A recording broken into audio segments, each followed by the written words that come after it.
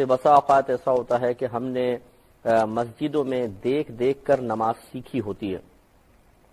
اکثر ایسی ہوتے ہیں کہ دیکھ کے نماز سیکھی ہوتی ہے یا کسی سے سیکھی تھی باقاعدہ, تو جیسے حافظ صاحب سے وہ قرآن پڑھتے ہوئے,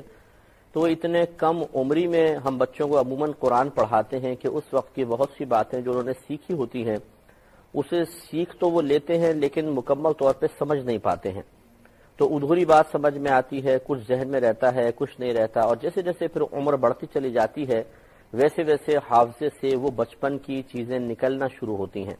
اگرچہ ہم اس کا تسلسل سے پریکٹیکل کر رہے ہوتے ہیں, لیکن کچھ ہی عرصے بعد جب ذہن اور ہمارے پریکٹیکل میں ہم آہنگی باقی نہیں رہتی ہے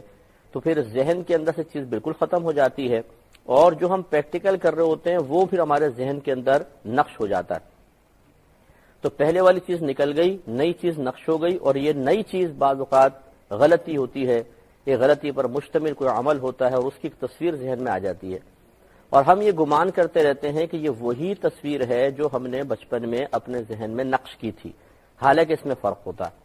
میں اس کو ایک اور اس طرح آپ کو بات سمجھاتا ہوں کہ جیسے تشہد بہت سارے لوگ بچپن میں پڑھ لیتے ہیں, سیکھ بھی لیتے ہیں, لیکن جیسے جیسے آگے بڑھتے چلے جاتے ہیں تو جو اس وقت حافظے میں تشہد کے نقوش موجود تھے وہ آہستہ مٹتے ہیں, محو ہوتے ہیں, اور پھر ہم جب آگے چل کر تھوڑے بڑے ہو کر کسی غلطی میں مبتلا ہو جاتے ہیں, زبر زیر پیش کی غلطی میں, تو وہی چیز پھر ذہن میں نقش ہو جاتی ہے اور ہم یہ گمان کرتے رہتے ہیں کہ شاید یہ وہی چیز ہے جو ہم نے بچپن میں سیکھی تھی. جیسے اکثر آپ دیکھیں گے لوگ بولتے ہیں ہم نے التحیات پڑھی, التحیات پڑھی, التحیات پڑھی, حالانکہ غلط ہے. لفظ یہ نہیں ہے, لفظ ہے التحیات. جب اتا کہیں تو ہا کی آواز آنی نہیں چاہیے, التحیات, یا پہ تشدید ہے, اب ہی اور ہا کے نیچے زیر ہے, حیات, حیات. اب ہم کہتے کیا ہیں, التحیات,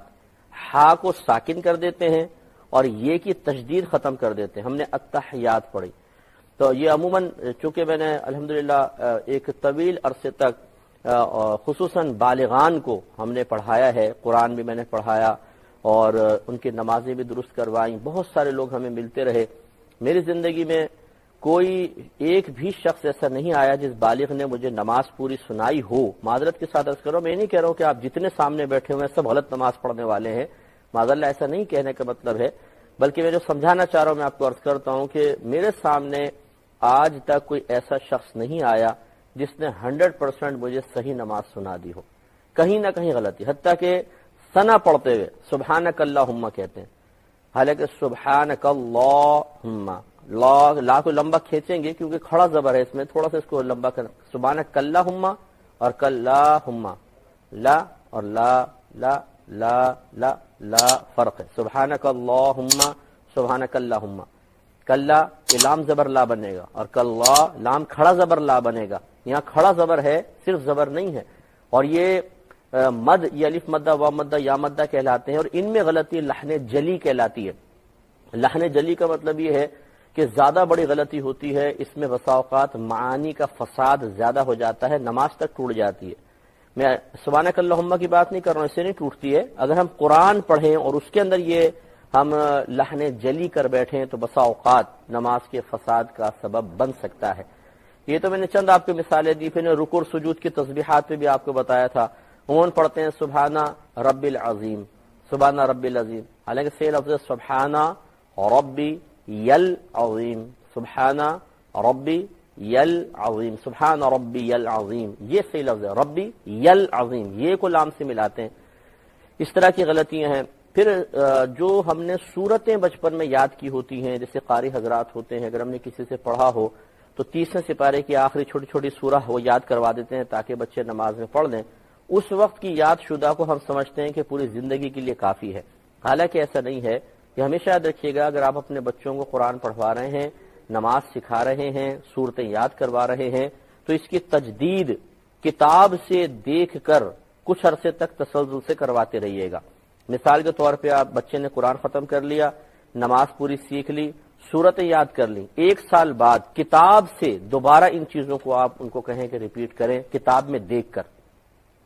تو اس میں بعض اوقات ایسا ہوگا کہ بہت سارے لفظ ایسے ہوں گے جو غلط زبان پہ چڑھ گئے تھے, غلطیاں ہو رہی تھیں, وہ پھر اس کی تصحیح ہو جائے گی. اگر نہیں کریں گے تو بعض اوقات پھر غلطی آگے تک چلتی چلی جاتی ہے، حتیٰ کہ بڑھاپے کی دہلیز پہ قدم رکھنے تک انسان ان غلطیوں سے محفوظ نہیں رہ سکتا ہے۔ کی خدمت میں عرض کر رہا تھا، تو اس لیے اس میں کوئی شرم و جھجک کی بات نہیں ہے کہ جو چیزیں آپ پہلے بچپن میں بہت پہلے سیکھ چکے ہیں